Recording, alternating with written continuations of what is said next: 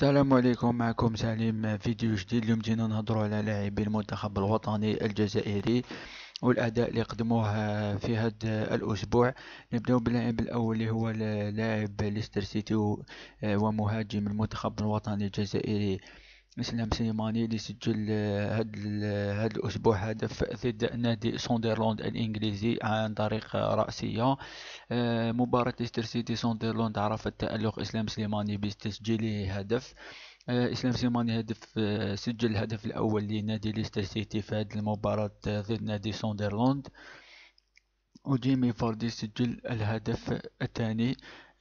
ليستر سيتي حقق الفوز 2-0 ضد نادي ساندرلاند، ويعزز الفرص تاعو في البقاء في الدوري الإنجليزي في هذا الموسم. لاعب تاني اللي جينا نهضروا عليه هو لاعب نادي بوردو الفرنسي أدم والناس، اللي قدم تمريرة حاسمة في هذا الأسبوع مع فريقه نادي بوردو الفرنسي، اللي لعب في هذا الأسبوع مباراة ربع نهائي كأس فرنسا ضد فريق نادي أونجي.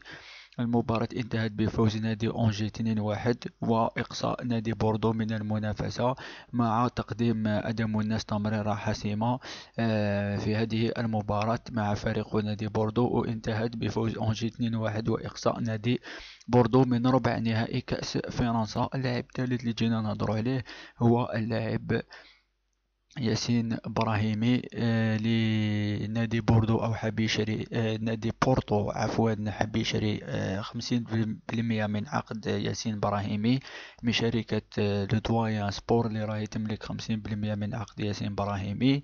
ونادي بورتو حاب يشري هاد 50% باش يقدر يتفاوض مع أي فريق حاب يتعاقد مع اللاعب ياسين إبراهيمي. واللاعب الرابع هو هلال سوداني، العربي هلال سوداني، اللي جدد عقده في الأيام الماضية مع ناديه دينامو زاغرب إلى غاية 2020. رغم تجديد هلال العربي السوداني لعقده حتى 2020 مع نادي دينامو زاغرب، هناك بعض الأندية اللي راهي حابة واللي ترغب باش تتعاقد مع اللاعب العربي هلال السوداني في حالة عدم تأهل دينامو زاغرب لمنافسة أوروبية الموسم المقبل. كان معكم سليم، ما تنسوش تابوني في لاشين يوتيوب تاعي وتبارطاجيو لي فيديو ديالي، ونتلاقاو في فيديو جديد ان شاء الله مرة اخرى.